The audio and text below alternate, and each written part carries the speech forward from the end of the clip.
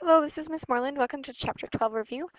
I kind of broke this up into two parts, even though we didn't split the chapter into two parts. But the first part, we're going to cover inverse variation, rational functions, and transformations. So the rational functions and transformations kind of go together. The second part, we're going to cover simplifying, multiplying and dividing, adding, subtracting. So they're kind of different animals to cover. Okay, so on this first one, I have the answers written in. I didn't cover them up. I apologize. You're going to look at inverse variation. It's x times y equals a constant k, or y equals k over x times, okay? And k is always a constant. So what you're going to have to do on this first one is do 3 times 4 equals 12, 2 times 6 equals 12, 1 times 12 equals 12. This is inverse then. And you can write your equation in one of these two forms. You could write x times y equals 12, and our constant is 12. Or you could write y equals 12 divided by x. All right, then I look at that second one and I see that 1 times 4 is 4, 2 times 6 is 12, and 3 times 12 is 36. That does not have the same constant here, so it is not inverse, so we will not be writing an equation. Right, next we're going to move on to excluded values. Okay. Excluded values means that you can't have the denominator be 0. So the first excluded value would be 3. The second excluded value would be -4. Okay. And the second one, it takes some factoring here. So you're trying to think what multiplies to -20, adds to -8. That's -10 and 2. So I factored it to y minus 10, y plus 2. The denominator can't be 0, so it's x could, or y could equal 10, or y could equal -2. It's kind of like finding the roots that we did last chapter. All right, next we're going to move on to vertical and horizontal asymptotes, okay? So we have a function here, and usually we put a 1 on top, and we're not going to be too concerned if it's not a 1. So a vertical asymptote is written as x equals your h, which is your left and right. Remember that h makes it go left or right, and your k makes it go up or down, okay? And a horizontal asymptote is written as y equals k, and again it says up or down next to it. So my first example is y equals 1 over x minus 2 plus 3. This is making it go right 2 and up 3. So right 2, up 3. If I wanted to write my vertical asymptote, it would be the line x equals 2. And hold on.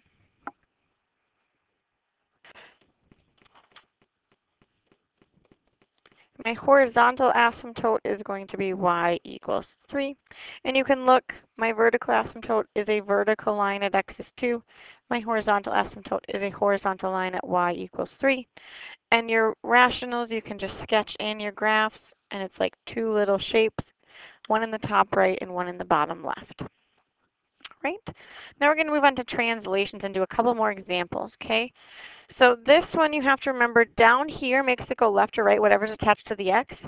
And this negative one always tells us whether it goes up or down. So this plus 1 is making it go left 1. This minus 1 outside is making it go down 1. If it's going left 1, I have a vertical asymptote at x equals -1. And if you look at the graph over here, it's at -1, my vertical line. And if it's going down 1, I will have a horizontal asymptote at y equals -1. And you can see that's this line right there. And again, to get it, I'm going to draw on my graph here, and I'm done. And then I have one more that's a transformation. Notice that this -1 is here. That just means you graph it in the opposite quadrant. So instead of being in the top over here, it's going to switch. Instead of being the bottom over here, it's going to switch. So we're looking at that 2 first. The 2 is making it go right 2. The plus 1 is making it go up 1. And again, we have a reflection. Okay? The vertical and horizontal asymptotes are not affected by the reflection. The vertical asymptote is at x equals +2 because it went to the right 2. The horizontal asymptote is at y equals 1 because it went up 1. All right, and I have one more example. I want you to pause the video and see if you can do this one on your own. All right, so words, it went right 1 and up 2. The vertical asymptote then is at x equals 1 because it went right 1. The horizontal asymptote is at y equals 2 because it went up 2. So I draw my asymptotes in, and there's no reflection, so it's going to be in the upper right and the bottom left, and you just sketch those graphs in. Now we're moving on to simplifying. So simplifying, it says factor first, then cross out what you know. This first one you can't really factor. So 5 over 15, they're both divisible by 5.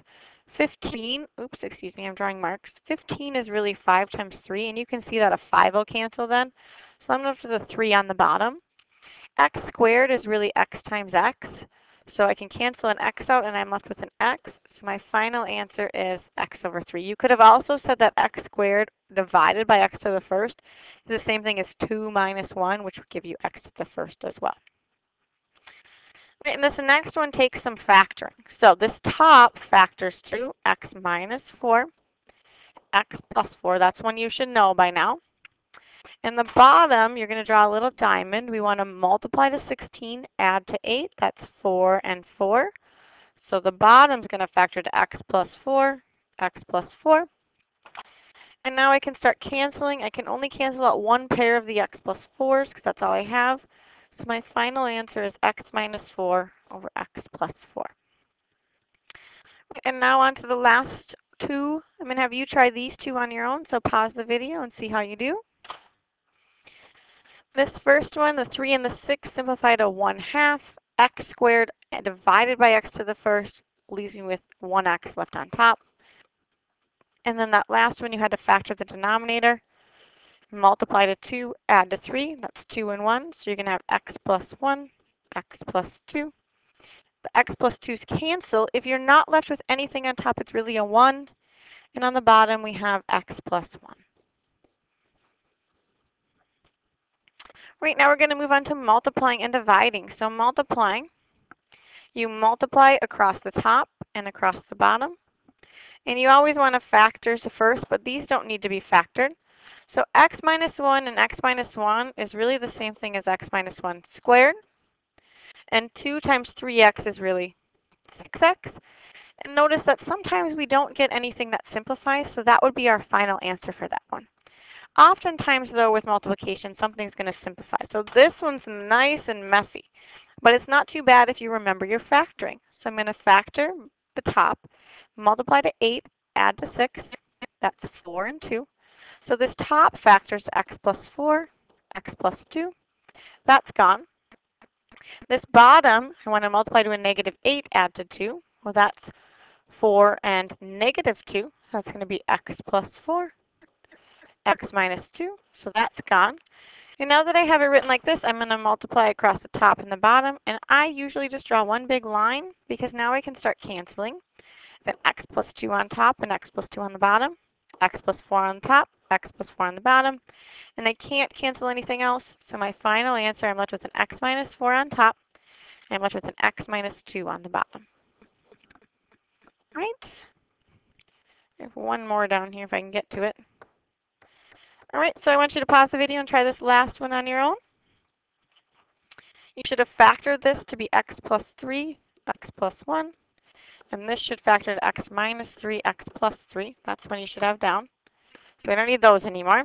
Now I can draw my line and start canceling x plus 1, x plus 1, x plus 3, x plus 3.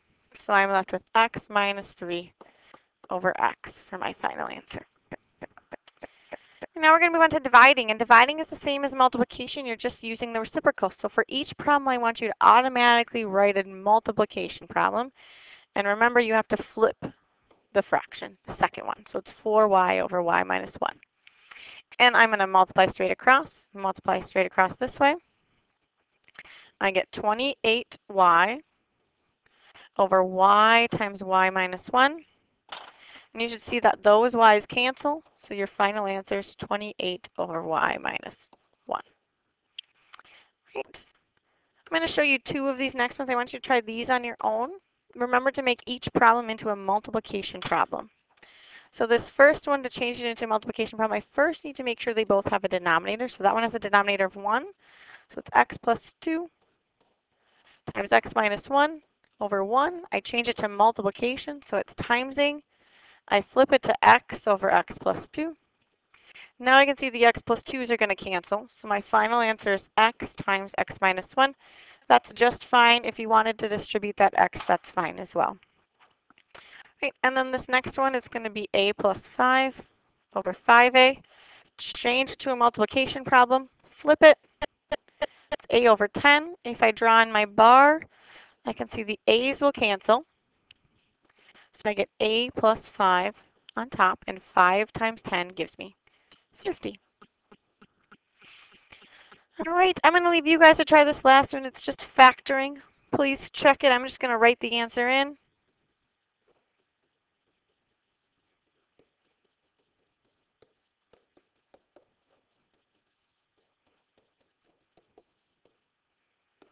Those cancel, those cancel.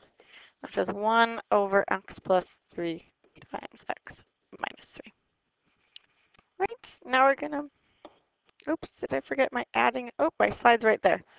We're going to do adding and subtracting. We're going to start with like denominators, and we're going to do a couple with unlike denominators. So these ones have like denominators. So I can add, I know my denominator is going to be k squared minus 16 because the denominators stay the same when you're adding. So we didn't need to find the LCD. We didn't need to get a common denominator because I already had it. So now we just add or subtract. So I'm going to add the top together.